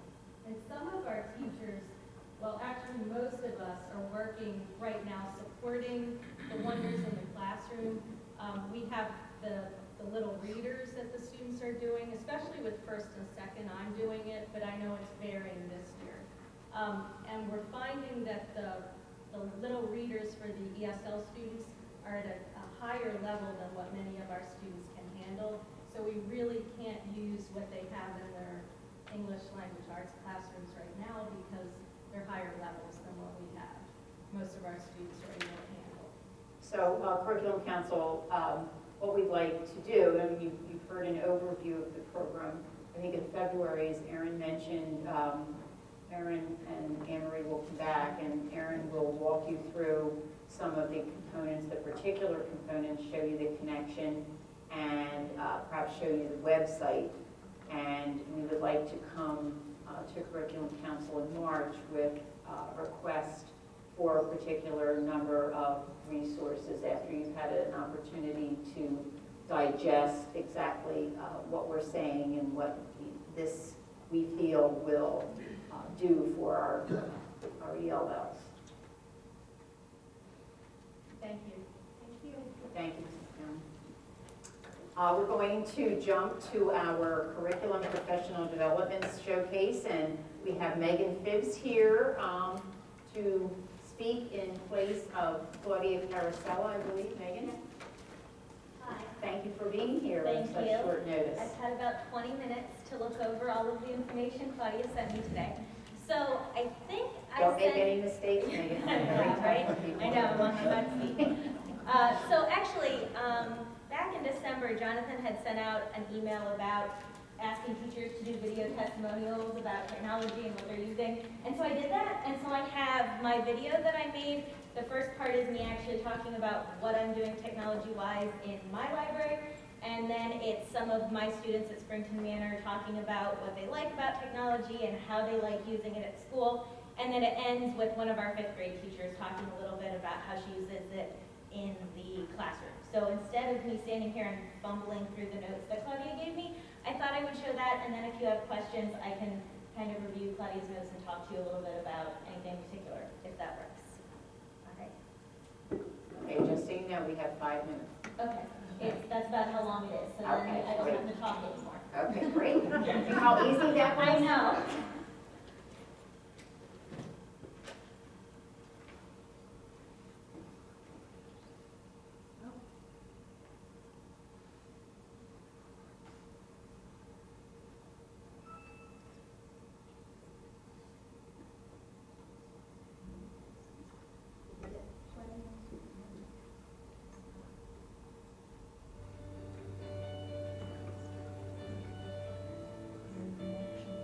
Hi, I'm Megan Phibbs, and I'm the Librarian Media Specialist at Springton Manor Elementary School. Over the years, the library has changed from being a library to also being a media center. In library, I try to not only teach my students how to be good digital citizenship and be safe online, but also how to use technology efficiently and correctly. It's really important we teach those good technology habits now so they can be more technology literate in the future. I try to use technology in all grade levels. In kindergarten, we focus mainly on using the iPads, and specifically we use RAS Kids to work on their reading skills. In 1st grade, we had students use iPads and the app Telegami to present the story elements of their favorite picture book. In 2nd grade, students researched their favorite animal and then took their facts and used a program called Tagxito to create a word cloud with their facts in the shape of their animal.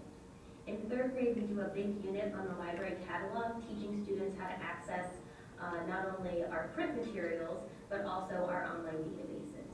In 4th grade, we are working on a huge Dewey Decimal System project using Google Drive, where students are using Google Slides to present the information they're learning about the Dewey Decimal System.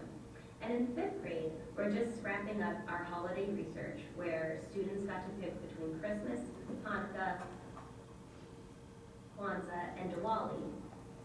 And they use Encyclopedia Britannica Online to research. Then they take their notes in Google Docs, and their end project is a Voki that actually presents the information. But it's not just in library that we're using technology. All over Springton Manor, students are using laptops and iPads to enhance their learning.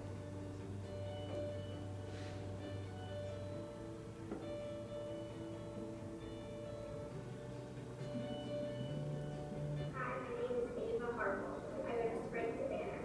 My favorite thing about using technology is getting to I like that because we can folders, we can do assignments, and the work is perfect.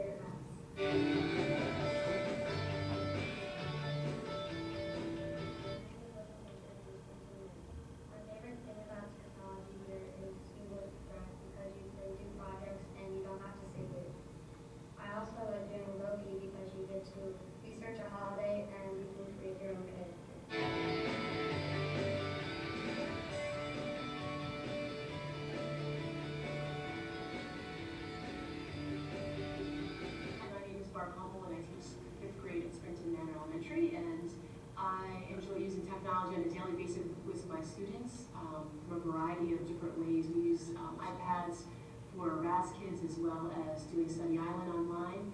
We also use computers daily for Typing Pal and various assignments for students to write up in Word, as well as learning Excel and doing different bar graphs and so forth.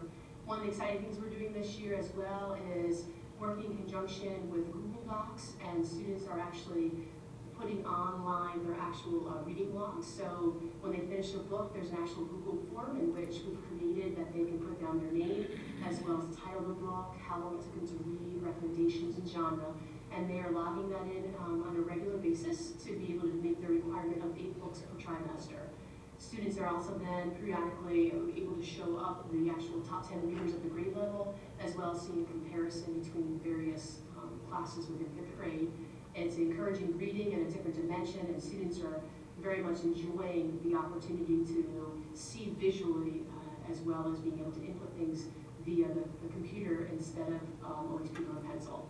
So those are just a few ways I use technology. I think it's extremely vital, and I'm very excited about the use of it in various ways.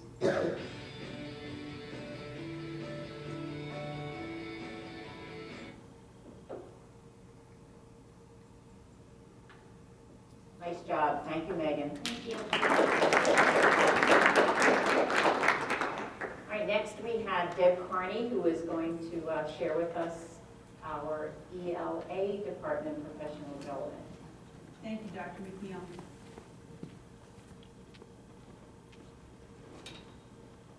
So when Dr. McNeil asked me to tell you a little bit about professional development in ELA, I thought to myself, well, what will we talk about? Well, here's a term that you hear probably as often as you hear your teenagers talk about skinny jeans and chunky watches, close reading.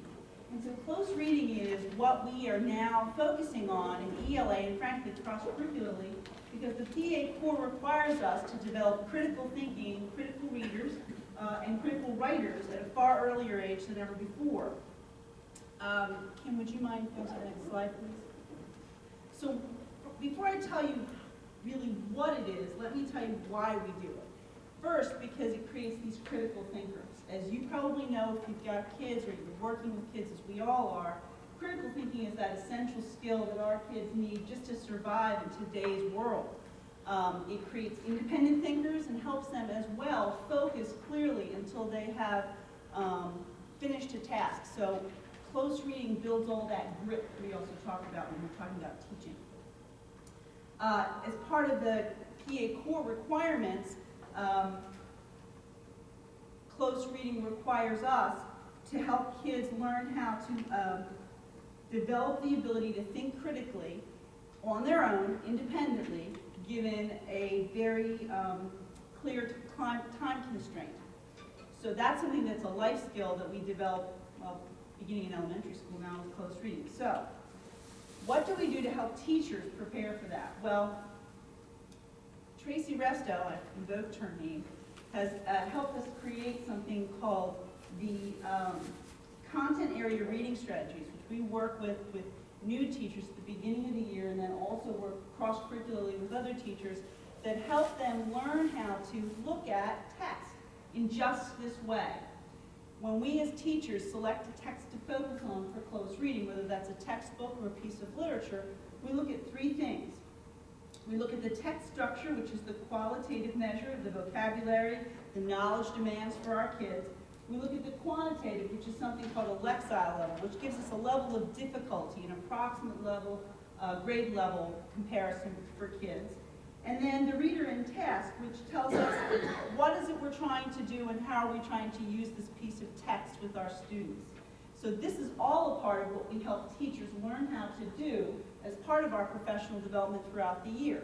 In addition, we've matched that with learning how to look at text and both create and answer text-dependent questions. Some of our teachers just came back and are headed to CCIU training on text-dependent analysis in ELA, and it focused very clearly on the measures that the PSSA is using, as well as Keystone, and how to measure the way our kids critically think about text. And it's not just text in English, it's not just literature. We're looking at non-fiction, informative text, as well as literature, ways that our kids think about what they read on a daily basis. Okay, could you you the next slide? Thank you. So how do we close read text? It's not just sitting down and reading the thing 3 times. It's reading with a purpose every single time. So the first time we read, we ask teachers and students to look at text this way.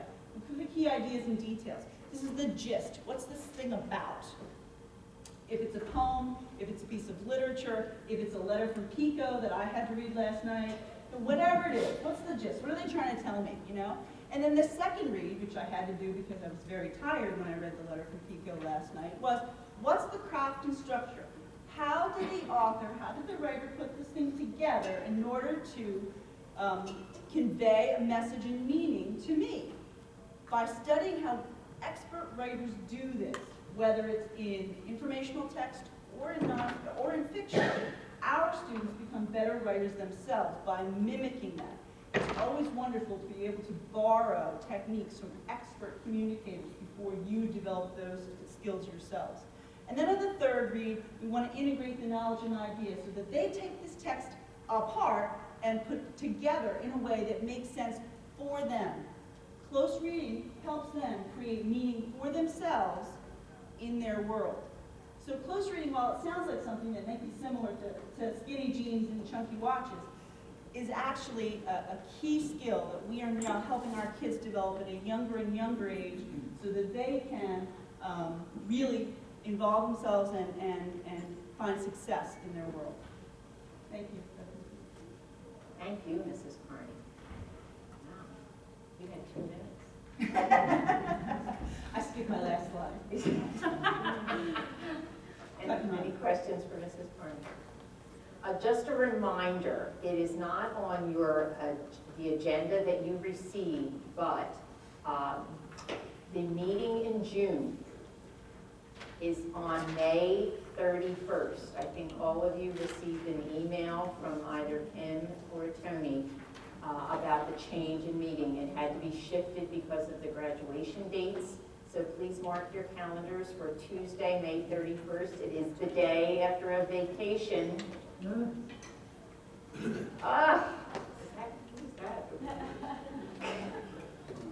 So please mark your calendars so that you'll be here at 1:30.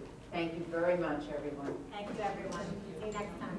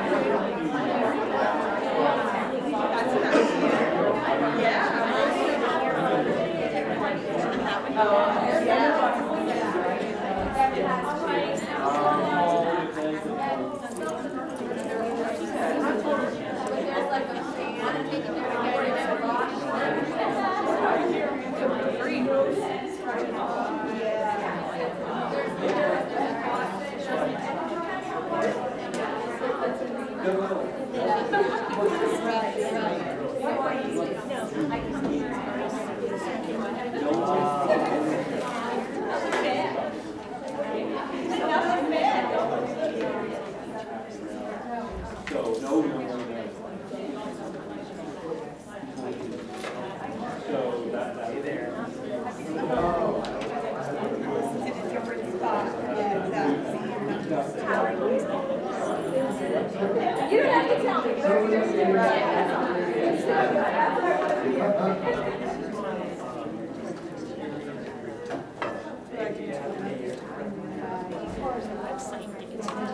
Oh, you did?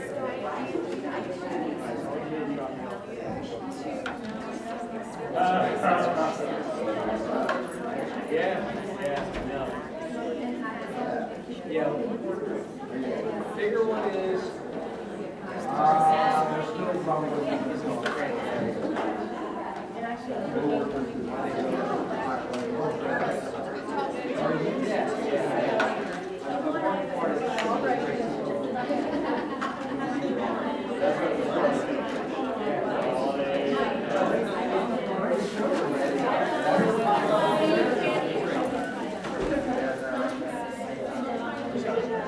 And that too, you know,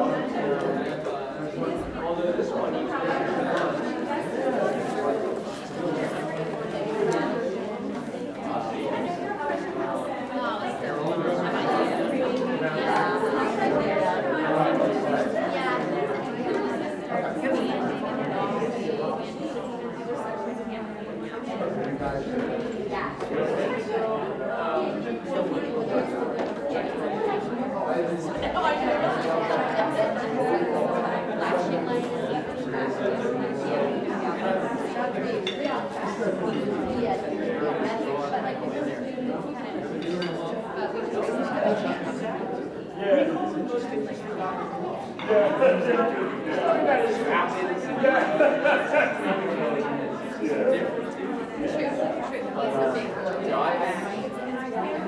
Does anybody else?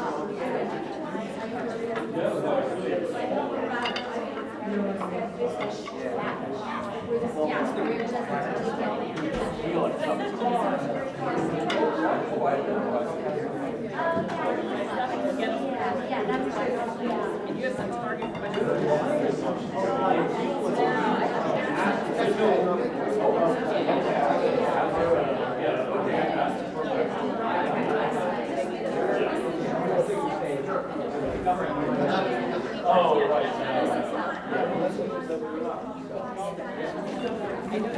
Rich, thanks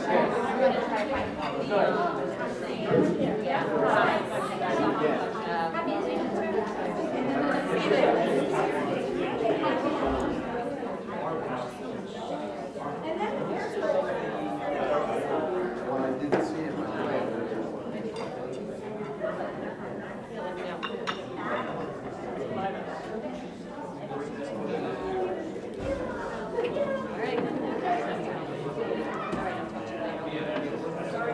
Sorry. I tried that.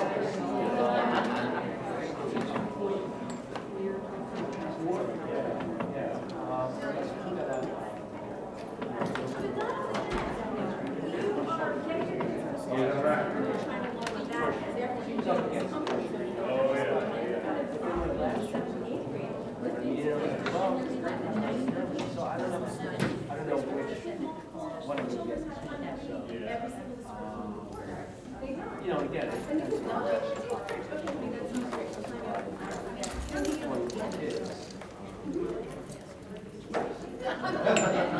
but you see it. Yeah. Just consider that possible.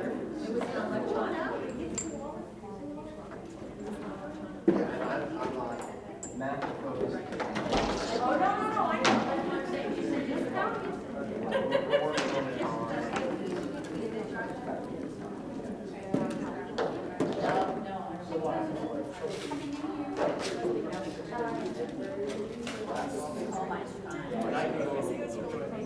However, there are some kind of kids in this age, I was getting in my class. We're silly